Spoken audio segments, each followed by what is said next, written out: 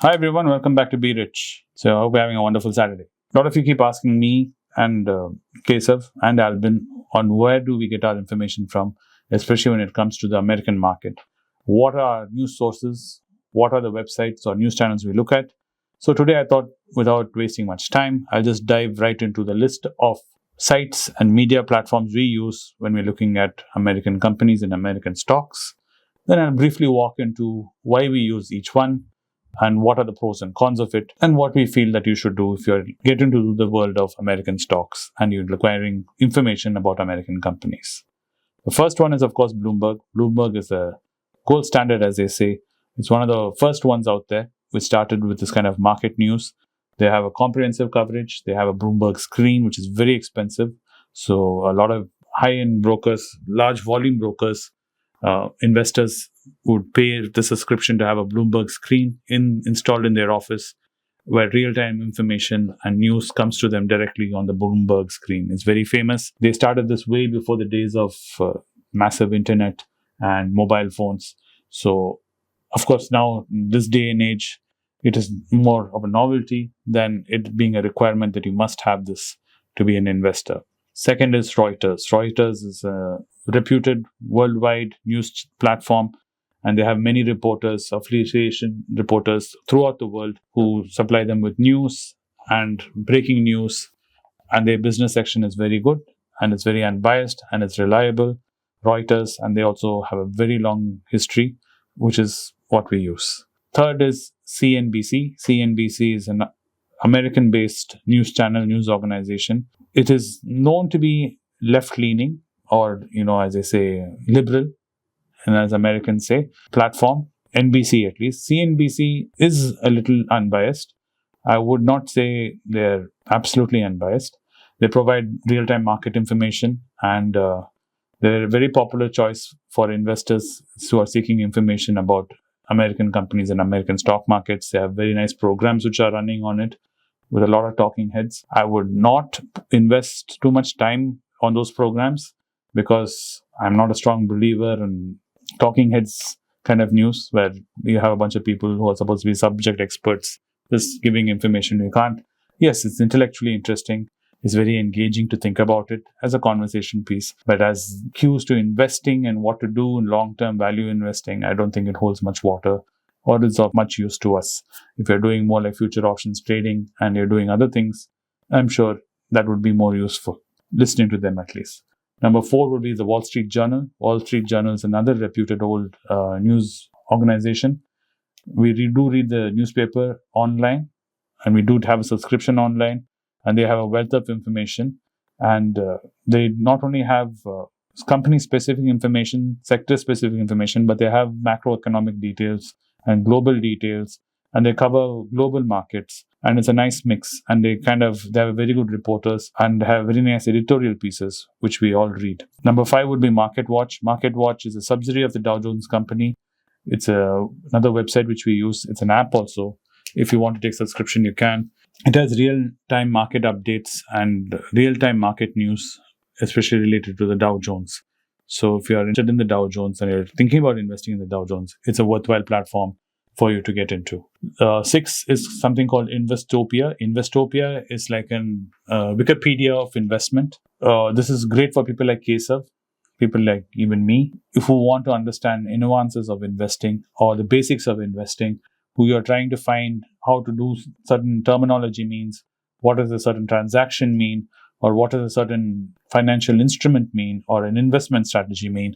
They have everything from A to Z in related to finance and investing and personal finance. So you can go to their website, and they have many different courses which they have which you can get into and read. And by reading itself, you'll become an expert in the subject matter. And they have great articles there which you can read if you're a beginner and you have no clue about investing. It's something which is worthwhile doing. Number 7 is Yahoo Finance. Yahoo Finance is a very old website. They've been there for donkey's years. And they offer a broad range of financial news and stock specific. And they have a lot of stock information, like how we use in India screener. You can open balance sheets, you can go into numbers, and most of the ratios are available on it. So that information is there on Yahoo. Another one which is there, which Shashwat uses a lot, is something known as Seeking Alpha. Seeking Alpha offers market insights and market-related news. They do a lot of investment research, which you can read, but most of it is behind a paywall, so you'll have to think about taking a subscription if you want to read it. 9 is Motley Fool. Motley Fool offers a mix of free and paid investment news, and they're also very famous, and they're also quite old, and it's very straightforward and investor-friendly information is there. So if you're looking for something which is honest and doesn't mix bones, you can look at Motley Fool. And in some of their articles are funny and humorous to read. Then the way some of their editors write is quite entertaining to read. The last one is the Financial Times, which is Anand Staple. Financial Times covers a broad range of markets across the globe, and it covers market trends, geopolitical situations, and it's one of the bedrocks of online or even print news for global news, financial news, and European news and UK news. And they do also have on their website, if you've taken subscriptions, you can also look at each company specific information, such as the PE ratio or any other ratio or any information you want. Or their charts are also available online on the Financial Times website. So now, why should you look at each one of these? As a value investor, I would suggest these 5 are the ones which I mainly touch on. Anand touches on other ones too. These 5, I think, as a new investor, you can use, because you don't want to get too many sources and get lost in it, because each one is like a rabbit hole which you can go down and get lost in. So these are the 5 which I use. Wall Street, the reason why I use Wall Street is it offers market analysis and reports and company fundamentals. And it's invaluable in its understanding of the broader market trends and economic factors and impacting investments.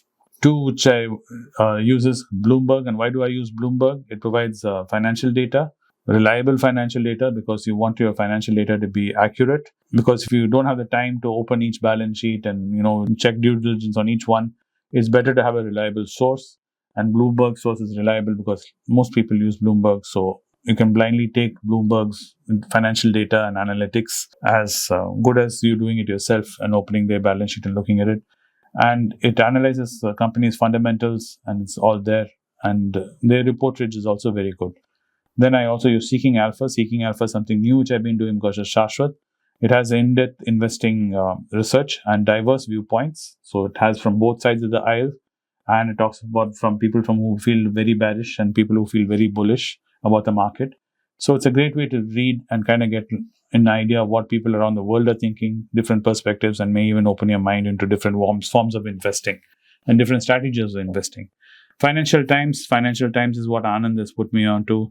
Like I said, it has global news, and it offers unbiased macro news and geopolitical news, and also in-depth articles which they have are very, very nice. And they offer weekend articles, weekend magazines which are very nice. And they also have annual report or an annual magazine, annual edition, which is also very nice, which you can read. One which I did not mention in this, which I use, is called The Economist. The Economist is also very nice. But The Economist is more about economic news and global trends are geopolitical news, macro trends and things like that. It doesn't get into stock specific. So it's very different. It's a nice way to understand where we are heading in the next 5 years, or where the markets might take a turn to the up or down in the near future based on what's happening politically or regionally.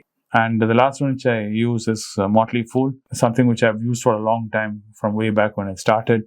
And it's something which is just habitual for me. You don't have to use Motley Fool. If you're using all the remaining 4 or 5 which I've talked about, you don't need Motley Fool. But I do enjoy using Motley Fool. If you're especially a long-term investor, it's something great to look at it.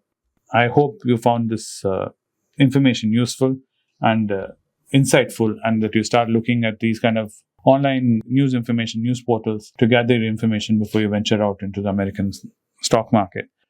Please do consult a financial advisor. Do not take these things lightly, especially if you're investing from India overseas. You should definitely have a financial advisor who's close to you, who you trust with your life, because it's all your hard-earned money. And when you especially convert it to dollars with TCS involved in it, it's something to be carefully calculated and calibrated, and not just throw money with whatever you feel like buying at any given time. Thanks for watching the video, and I'll see you in the next one soon. Bye.